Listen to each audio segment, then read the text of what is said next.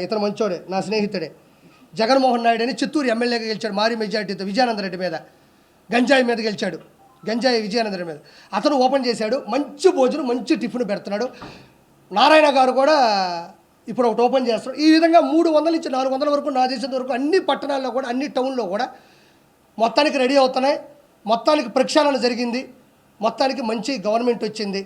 నేను వీళ్ళందరూ కూడా కోరుకునేది అంటే ఆ వెంకటేశ్వర సాక్షిగా చంద్రబాబు నాయుడు గారు కానీ, లోకేష్ బాబు గారు కానీ, వీళ్ళందరూ కూడా ఏమాత్రం ఇగో లేకుండా, ఏమాత్రం కల్తీ లేకుండా, ఏమాత్రం బూతులు లేకుండా వీళ్ళందరూ చాలా స్వచ్ఛందంగా, చాలా స్వేచ్ఛగా రాజకీయం చేస్తున్నారు. కాబట్టి రానున్న రోజుల్లో యువతకు కానీ, వృద్ధులకు కానీ, చిన్నపిల్లలకు కానీ, పెళ్లి చేసుకున్న అందరికి కూడా మంచి సదుపాయాలు ఉంటాయి. ఆ వెంకన్న సాక్షిగా ఈ ఆంధ్ర రాష్ట్రం మంచి అభివృద్ధిలో కల మనస్ఫూర్తి కోరుకుంటున్నాను. మీరు మీ సపోర్టు నాకు ఇప్పటి నుంచి కాదు, ఎప్పటి నుంచో ఉంది. ఎప్పుడు నా అంశాన్ని జనాలు తీసుకెళ్ళడంలో ఏ ఒక్కరితో నాకు తెలియదు, కానీ నాకు ఏ రోజు మీడియా సపోర్ట్ తగ్గదు. నా పాయింట్లు చాలా ఇంట్రెస్ట్గా వింటారు. కాబట్టి ఇది విషయం జనాలకు తెలియాలని కోరుకుంటున్నాను.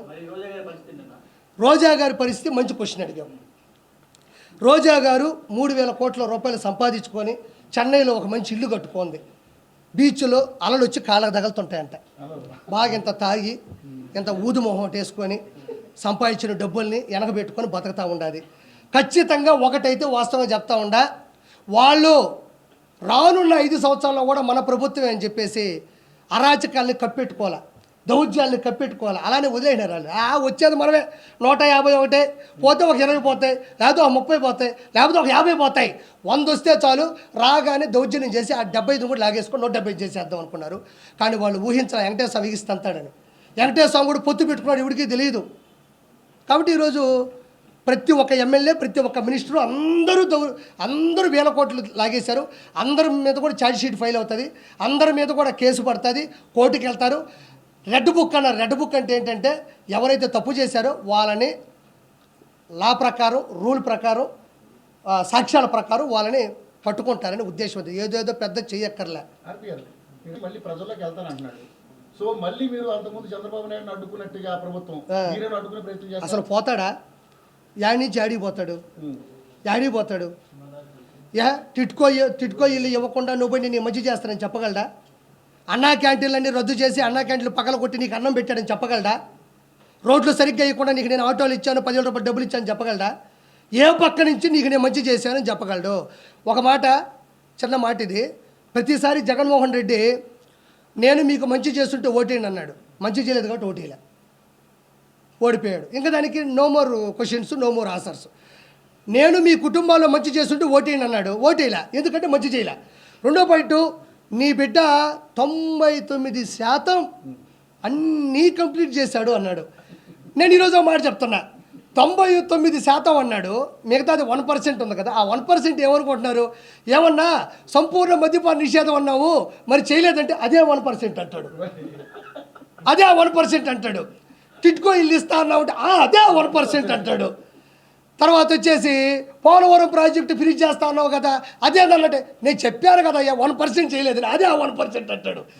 ఏదైతే మేనిఫెస్టో పెట్టి ఏదైతే మెయిన్గా చేయలేదో అవన్నీ ఆ 1% రోజులు చూసారా, ఆ 1%లో దోసేస్తాడు. అంటే ఒరిజినల్ చెప్పాల్సింది ఏంటంటే చేసింది 1%, చెయ్యనివి 99%. బిడ్డ బటన్ నొక్కితే నేరుగా అన్నాడు.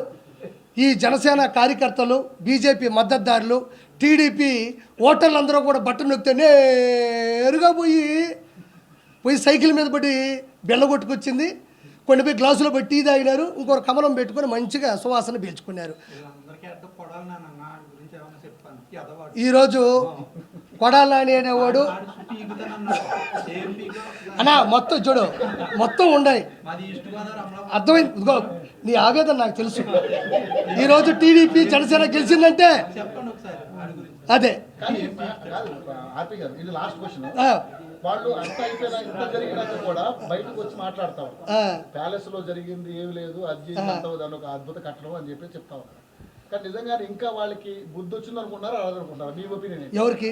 ఇప్పుడు ఉన్నటువంటి వైసీపీ నాయకులు కావచ్చు, రోజా గారికి, ఎందుకంటే వాళ్ళే ఫస్ట్ మాట్లాడేది. వైసీపీ నాయకులకి బుద్ధి లేదు. బుద్ధి ఉంటే బుద్ధి వస్తుంది వాళ్ళకి. కొడాలి నానికి కానీ, పేరు నానికి కానీ, వల్లభనేని వంశీకి కానీ ఇట చూస్తే మా నెల్లూరు గాడిద అనిల్ కుమార్ యాదవ్ కానీ బొత్స సత్యనారాయణ కానీ అది ఇది చేసినాడు ఆయనకి కానీ ఎవ్వరికీ కూడా ఏ రోజుడికి బుద్ధి రాదు, బుద్ధి లేదు, వాళ్ళు బుద్ధి నేర్చుకోరు.